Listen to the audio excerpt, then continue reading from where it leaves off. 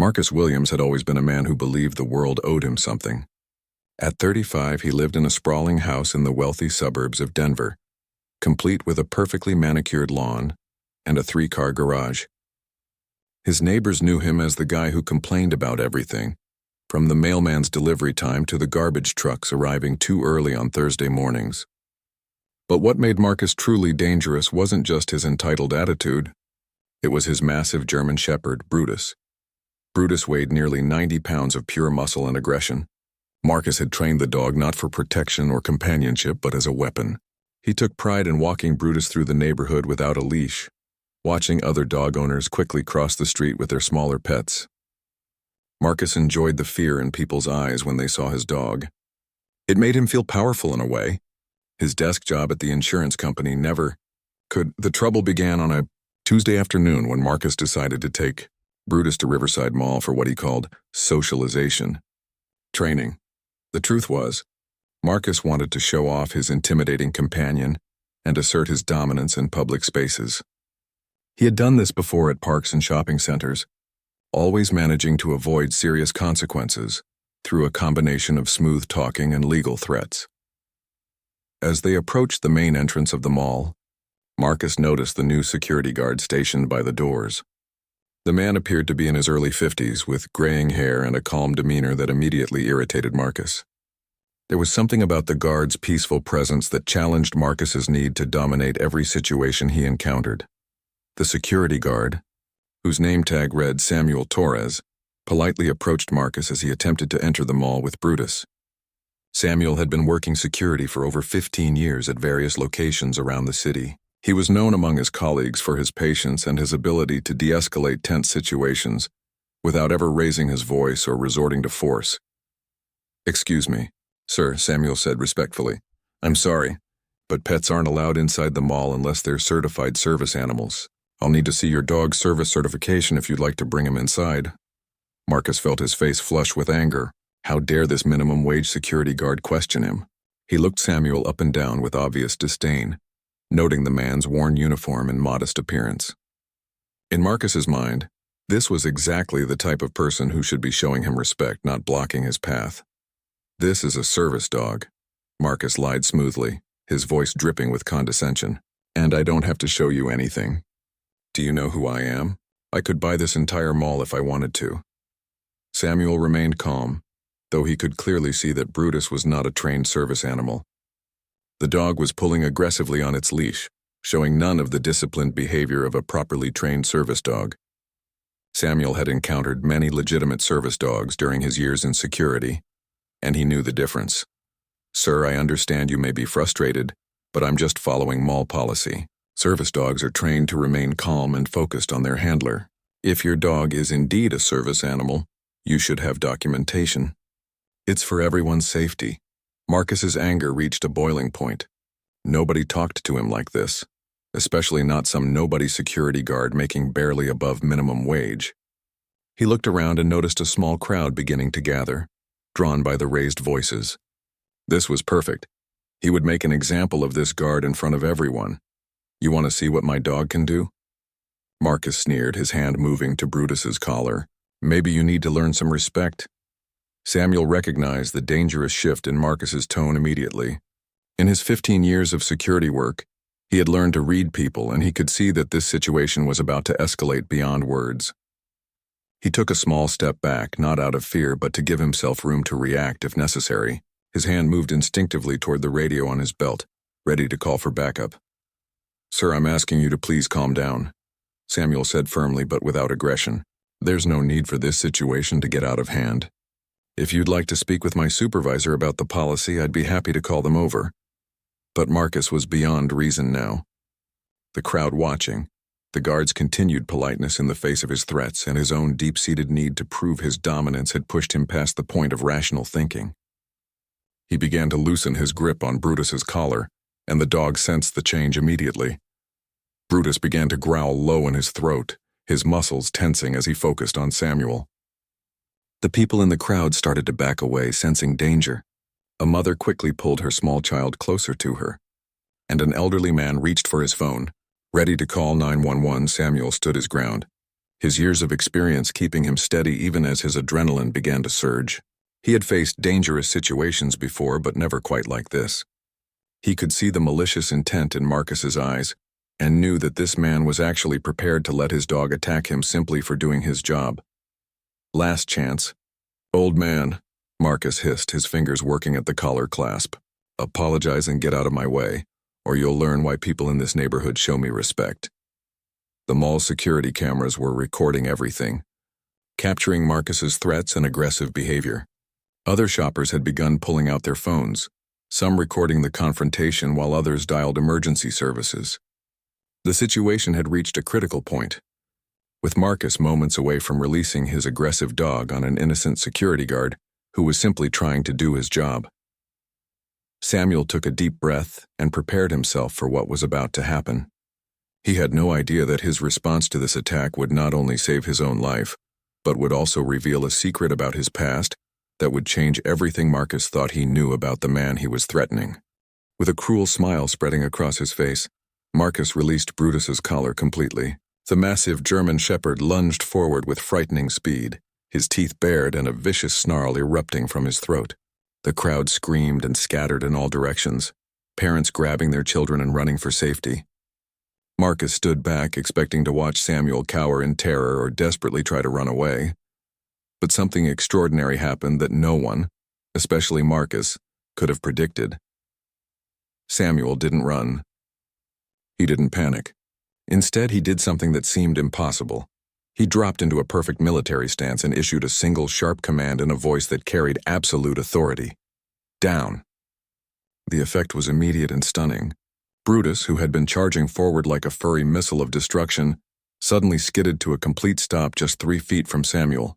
The dog's aggressive posture melted away instantly, and he dropped to the ground in a perfect down position, his tail tucked and his ears back in submission. The entire mall entrance fell silent except for the sound of people catching their breath.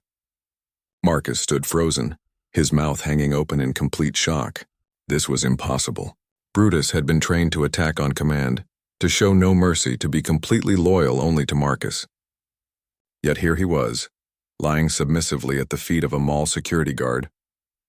Samuel walked slowly toward the now docile German shepherd, his movements calm and controlled. When he reached Brutus, he knelt down and gently placed his hand on the dog's head. Brutus responded by pressing against Samuel's palm, seeking comfort and reassurance. "Good boy," Samuel said softly, his voice now warm and gentle. "You're not a bad dog. You've just been taught the wrong things." The crowd began to gather again, amazement replacing their earlier fear. People whispered to each other, trying to understand what they had just witnessed. Several continued recording with their phones, capturing this incredible turn of events. Marcus finally found his voice, though it came out as a strangled shout. "What did you do to my dog?" "Get away from him!" Samuel looked up at Marcus with eyes that seemed different now, harder, more knowing. When he spoke, his voice carried an authority that made Marcus take an involuntary step backward. "Your dog isn't the problem here, son. The problem is you." For the first time in his adult life, Marcus felt genuinely intimidated. There was something about Samuel's presence now that seemed to fill the space around them. The mild-mannered security guard had transformed into someone completely different, someone with a commanding presence that made Marcus feel small and insignificant. "Who are you?" Marcus demanded, though his voice lacked its earlier arrogance. Samuel stood up slowly, keeping one hand on Brutus, who remained perfectly still at his side. "My name is Samuel Torres, and I served 22 years in the United States Marine Corps. 12 of those years were spent training military working dogs. I've worked with German Shepherds, Belgian Malinois, Labrador Retrievers, and every other breed the military uses. I know dogs, son, and I know exactly what you've done to this one." The revelation hit Marcus like a physical blow. A Marine dog trainer. No wonder Brutus had responded so immediately to Samuel's commands. The dog recognized true authority when he heard it, something Marcus had never actually possessed despite all his bluster and threats. Samuel continued, his voice growing stern. "This dog has been abused and trained incorrectly. He's been taught to be aggressive and fearful instead of confident and controlled. A properly trained protection dog doesn't attack unless absolutely necessary, and they always remain under their handler's control. What you've created here is a liability and a danger to everyone around him, including yourself." Marcus felt his world spinning. His symbol of power, his intimidating companion, his trump card in any confrontation, it was all fake. Brutus wasn't loyal to him.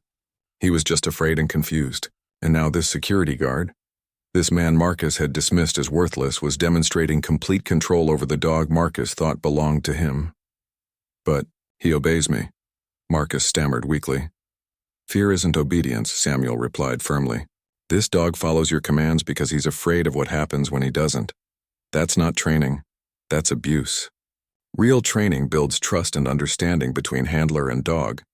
It creates a bond based on respect, not fear." As if to prove Samuel's point, Brutus looked up at the security guard with what could only be described as adoration. The dog's tail gave a tentative wag, something Marcus realized he hadn't seen in months. When had Brutus stopped wagging his tail around him? Samuel reached into his pocket and pulled out a small treat he kept for the occasional service dogs that came through the mall. He offered it to Brutus, who accepted it gently, his tail wagging more confidently now. "See that?" Samuel said to Marcus. "This is what a happy dog looks like." "When was the last time you saw your dog wag his tail?" Marcus couldn't answer because he couldn't remember. He had been so focused on making Brutus intimidating that he had never paid attention to the dog's emotional well-being. He had treated Brutus like a weapon instead of a living creature with feelings and needs. The mall manager had arrived during the confrontation, along with 2 police officers who had responded to the emergency calls from bystanders. They had witnessed Samuel's incredible handling of the situation and were now approaching with expressions of amazement and respect. "Mr. Torres," the mall manager said, "that was the most incredible thing I've ever seen." "Are you all right?" "I'm fine, thank you," Samuel replied professionally. "But we have a situation here that needs to be addressed." One of the police officers, a sergeant named Martinez, stepped forward. "Sir, we have multiple witnesses and video footage of this man threatening you and attempting to have his dog attack you. We're prepared to arrest him for assault with a dangerous weapon and reckless endangerment." Marcus felt the blood drain from his face. Assault with a dangerous weapon? He could go to jail. His job, his reputation, his entire life could be destroyed. And all because he had picked a fight with the wrong security guard. But Samuel held up his hand, and something in his expression suggested that Marcus's ordeal was far from over. Samuel looked at the police sergeant and then at Marcus, who was now visibly sweating despite the cool mall air conditioning. The crowd had grown larger, with people stopping their shopping to witness what had become the most dramatic event in Riverside Mall's history. Phones continued recording, capturing every moment of Marcus's humiliation. "Sergeant Martinez," Samuel said thoughtfully, "I appreciate your willingness to arrest this man, but I'd like to propose something different." Marcus felt a spark of hope. Maybe this security guard would show mercy. Maybe he could walk away from this disaster and pretend it never happened. But the look in Samuel's eyes suggested that his alternative might be far worse than jail time. "This man has a problem," Samuel continued, his hand still resting on Brutus, who remained calm and attentive at his side. "He's been abusing this dog and using him as a weapon to intimidate innocent people. Arresting him won't fix the real issue here. This dog needs proper training and care." Sergeant Martinez nodded, intrigued by where Samuel was heading. "What do you have in mind?" Samuel turned to face Marcus directly. "Here's what's going to happen. You have 2 choices. Option 1, these officers arrest you right now for assault with a dangerous weapon, reckless endangerment, and animal abuse. You'll spend time in jail, pay heavy fines, lose your job, and this incident will follow you for the rest of your life. The videos people are taking will end up on social media, and everyone will know you as the man who tried to have his dog attack an innocent security guard." Marcus swallowed hard, his expensive suit now wrinkled and sweat-stained. He could already imagine the humiliation, the legal bills, the shame of his neighbors and co-workers seeing him on the evening news. "Or," Samuel continued, "you can choose option 2.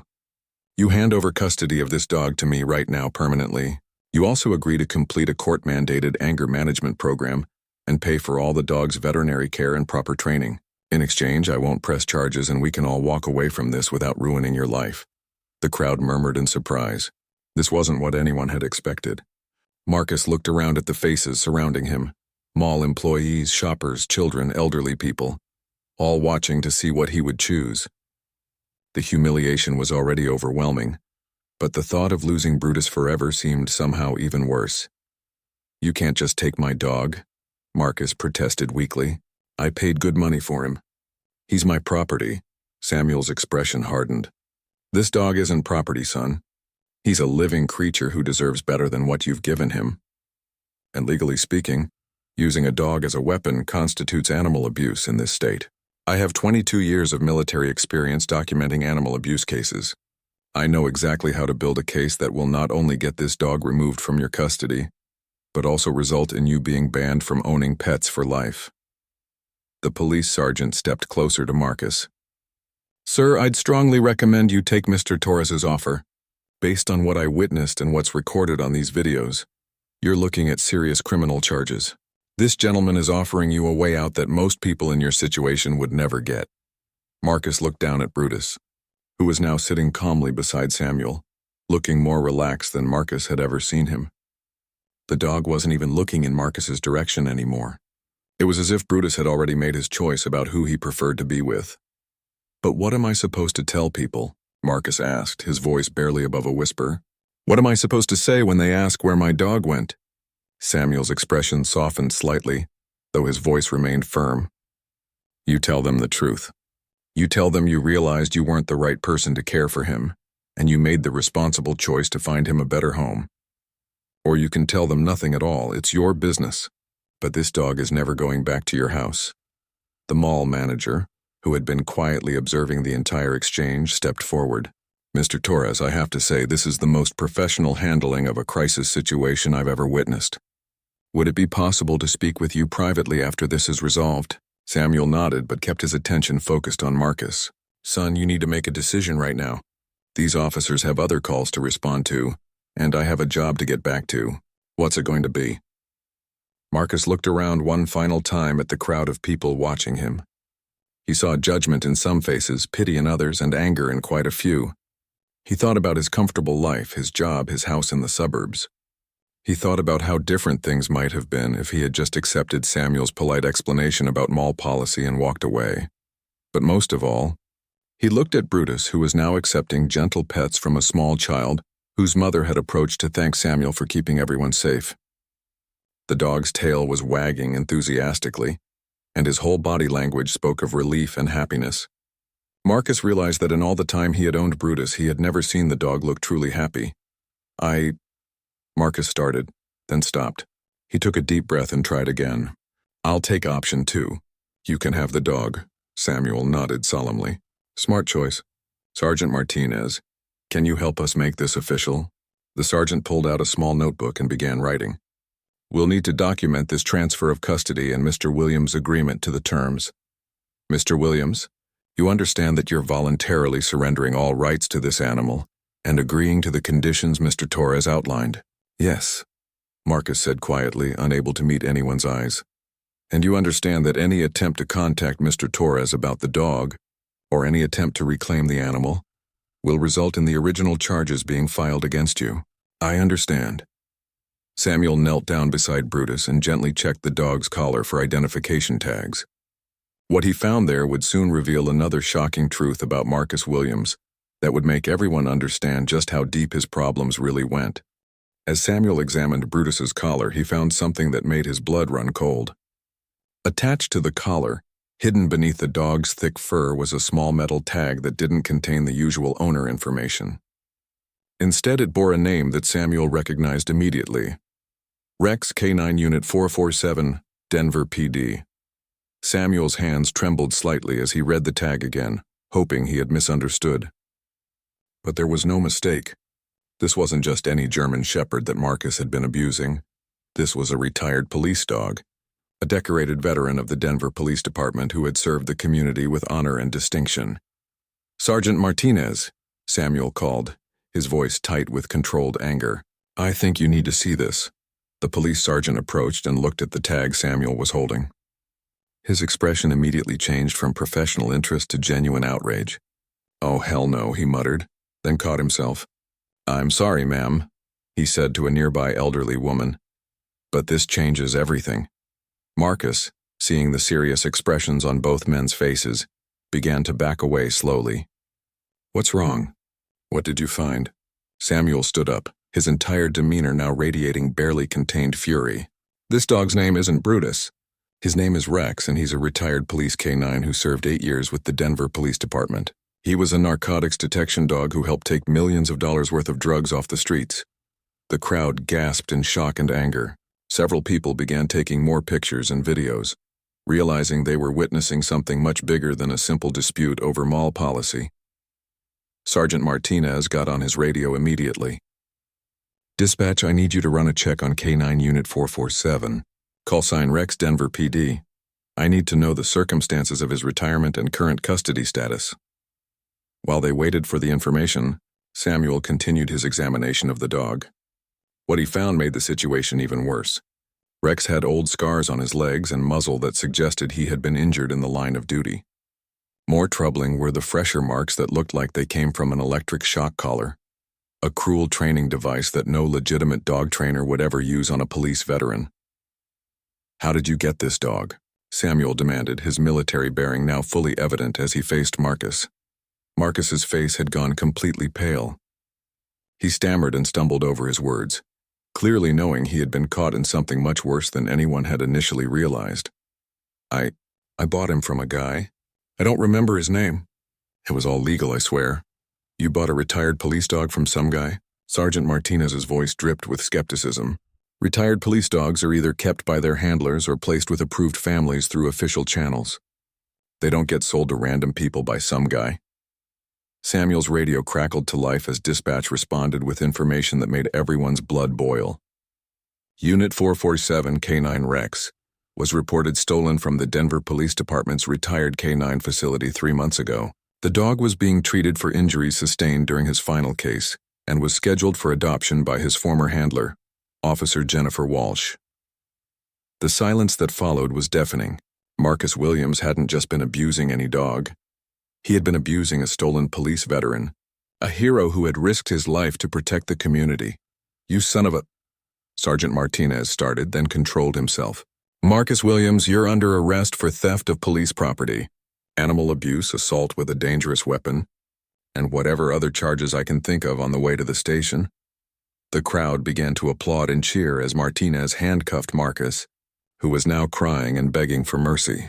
I swear I didn't know he was a police dog. The guy told me he was just a trained protection dog." "What guy?" Martinez demanded as he finished applying the handcuffs. "I want a name, address, everything you can remember." "His name was Tony. Tony something. He said he trained dogs for rich people, but this one was too aggressive for his client. I paid him $5,000 cash." Samuel knelt down beside Rex again, speaking softly to the traumatized animal. "It's okay, boy. You're safe now. We're going to get you back where you belong." Rex responded by gently placing his head against Samuel's chest, a gesture that brought tears to the eyes of several onlookers. This proud animal, who had served his community with distinction, had been stolen and abused by a man who saw him as nothing more than a status symbol. The mall manager approached Samuel with obvious emotion in his voice. "Mr. Torres, I've never seen anything like this. The way you handled this situation, would you be interested in heading up our security department? We could really use someone with your experience and character." "That's very kind of you," Samuel replied. "But right now I'm more concerned about getting Rex the medical attention he needs and reunited with his rightful family." Sergeant Martinez finished loading Marcus into the patrol car and returned to Samuel. "I've contacted Officer Walsh, Rex's former handler. She's on her way here right now. She's been searching for him every day since he was stolen. She blamed herself for not being there when it happened." The crowd began to disperse as the immediate drama concluded, but many people lingered, taking pictures with Samuel and Rex, treating them both like the heroes they were. Local news crews had arrived and were setting up cameras, having heard about the incident through police scanners and social media posts. Samuel found himself uncomfortable with all the attention, but he understood the importance of the story. Rex's rescue and Marcus's arrest would send a message to anyone else who might think they could abuse animals, especially retired service animals who had earned the right to peaceful, loving homes. As they waited for Officer Walsh to arrive, Samuel continued to work with Rex, using gentle commands and positive reinforcement to help the dog begin to trust again. What happened next would prove that some bonds between humans and animals are so strong that not even theft and abuse can break them completely.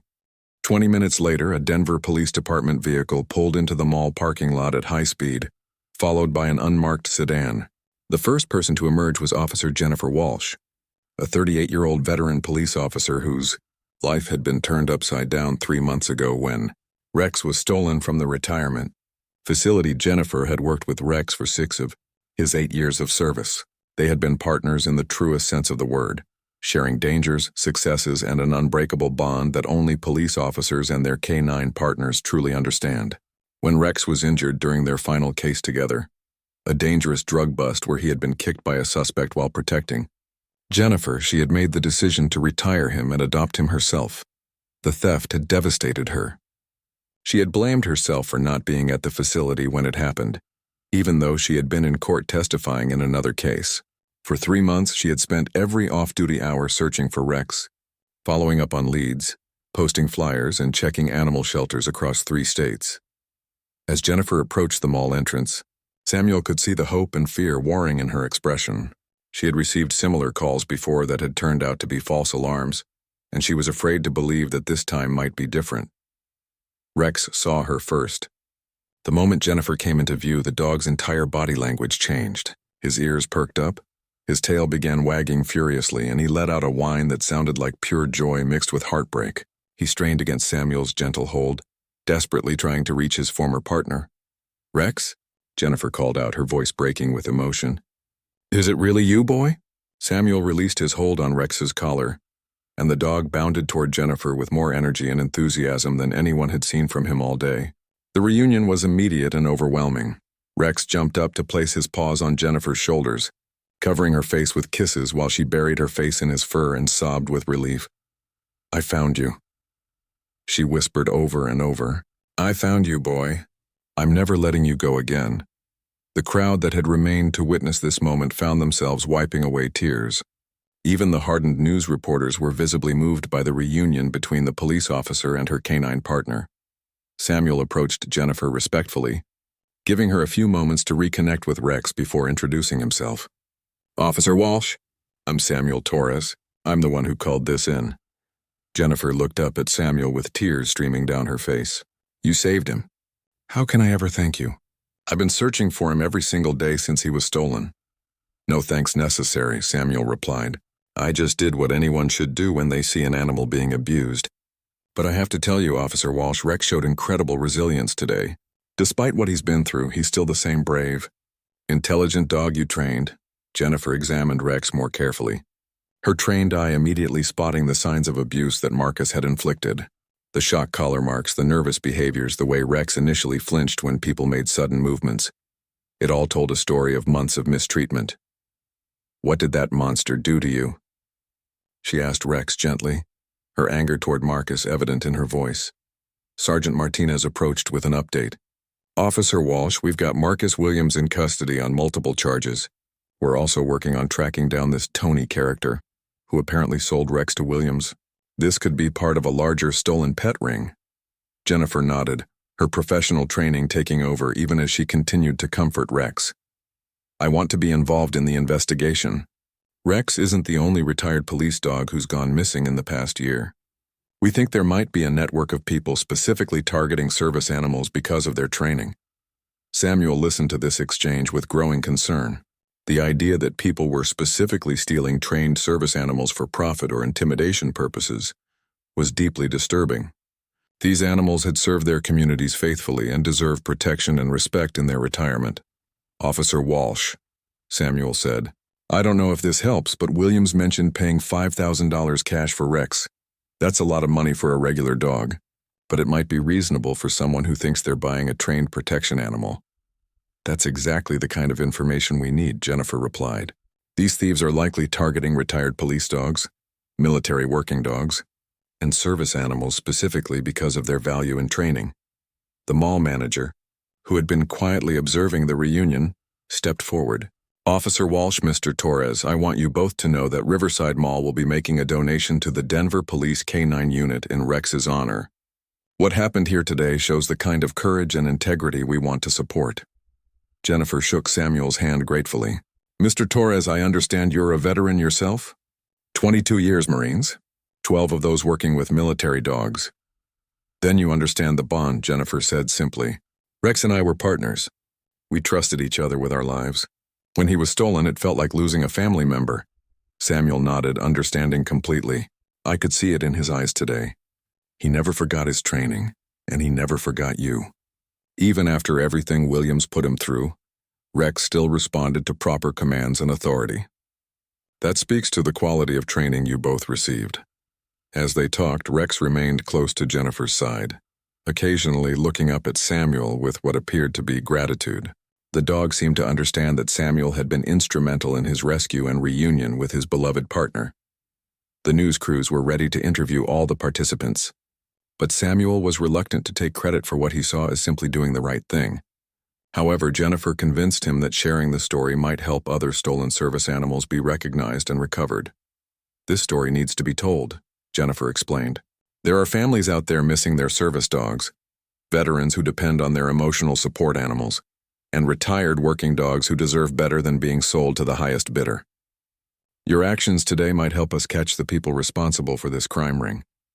As they prepared for the interviews, Samuel reflected on how a routine day at his security job had turned into something much more significant. But the most important outcome wasn't the media attention or the job offers he was receiving. It was seeing the joy in Rex's eyes as he was finally reunited with the person who loved him most. 6 months later, the ripple effects of that Tuesday afternoon at Riverside Mall continued to spread throughout the Denver community and beyond. The story of Samuel Torres, Rex and Officer Jennifer Walsh had captured national attention, leading to significant changes in how retired service animals were protected and tracked. Marcus Williams had been sentenced to 2 years in prison after pleading guilty to multiple charges, including theft of police property, animal abuse, and reckless endangerment. During his trial, it was revealed that he had a history of using intimidation tactics against service workers, neighbors, and anyone he perceived as beneath his social status. The anger management program that Samuel had originally suggested became a mandatory part of his sentence, along with a lifetime ban on owning pets. More importantly, Marcus's arrest had led police to the larger stolen pet ring that Jennifer had suspected.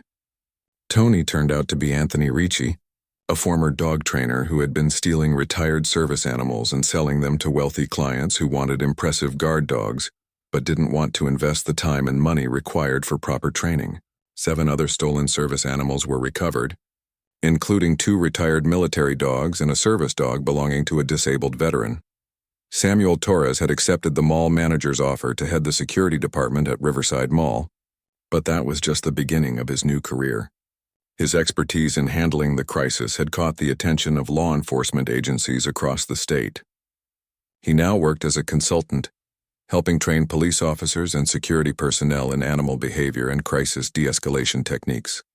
The thing people don't realize, Samuel explained during a training session at the Denver Police Academy, is that most aggressive animals are just scared or confused. They're reacting to poor training or abusive treatment. When you understand that, you can usually find a way to reach them without violence. Samuel had also partnered with Officer Walsh to create a program called Second Chances that helped place retired police and military dogs with appropriate families. The program included extensive background checks, home visits, and ongoing support to ensure that these heroic animals received the care and respect they deserved in retirement. Jennifer Walsh had been promoted to detective and now headed the Denver Police Department's Animal Crimes Unit, a new division created in response to the growing problem of service animal theft. Rex, meanwhile, had made a complete recovery from his ordeal with Marcus. The shock collar scars had faded, and his natural confidence and joy had returned under Jennifer's loving care.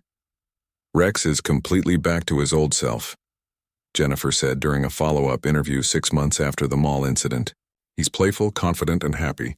Sometimes I think he remembers Samuel and what happened that day. Whenever we visit the mall for community events, Rex always looks for him. The community response to the story had been overwhelming. Donations poured into the Denver Police K-9 unit, funding better retirement facilities and medical care for aging service dogs.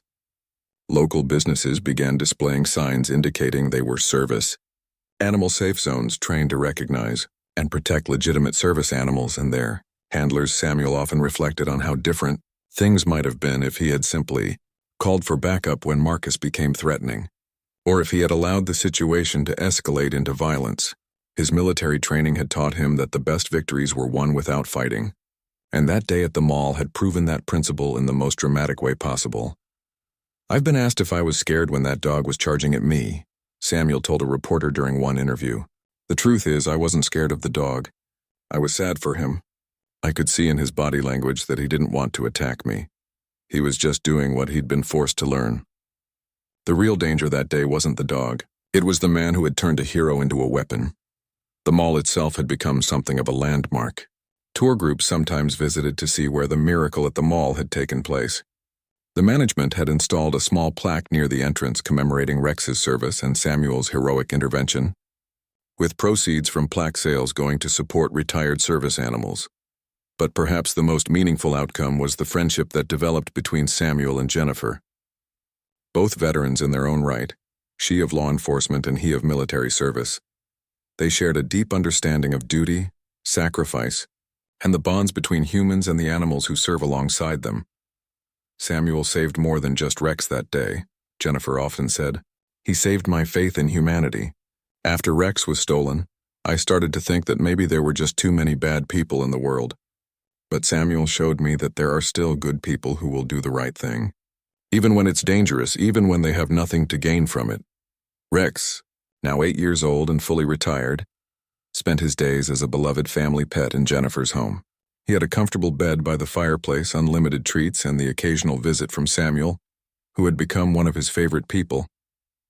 The dog who had once been trained as a weapon of intimidation was now a gentle ambassador for the Second Chances program, visiting schools and community events to educate people about the importance of treating animals with respect and kindness. The final chapter of Marcus Williams's story came in an unexpected way. While serving his sentence, Marcus had been required to participate in both anger management and animal therapy programs. Working with rescue dogs at the prison, under strict supervision, had slowly begun to teach him what Samuel had tried to show him that day: that animals respond to kindness and respect, not fear and dominance. In a letter to Samuel that was forwarded through the prison system, Marcus wrote, "I know I can never undo what I did to Rex or make up for the fear I caused that day. But I want you to know that I finally understand what you were trying to tell me. I was the problem, not the dog. I hope someday I can prove that I've learned to be a better person." Samuel never responded to the letter directly, but he did donate money to the prison's animal therapy program in Marcus's name. "Everyone deserves a chance to change," Samuel explained to Jennifer when he told her about it. "That's what second chances are all about." As the seasons changed and life moved forward, the story of that Tuesday afternoon at Riverside Mall continued to inspire people across the country. It had become more than just a story about a security guard and a stolen police dog. It was a reminder that courage comes in many forms, that heroes can be found in the most unexpected places, and that sometimes the greatest victories are won not through force but through understanding, compassion, and the simple decision to do what's right. Samuel Torres continued working at the mall, training officers and helping retired service animals find loving homes. Rex continued to thrive under Jennifer's care, living the peaceful retirement he had earned through years of faithful service. And somewhere in a prison cell, a man who had once thought power came from intimidation was slowly learning that true strength comes from kindness. The mall entrance where it all began looked exactly the same as it had that Tuesday afternoon, but the lives touched by what happened there would never be the same again.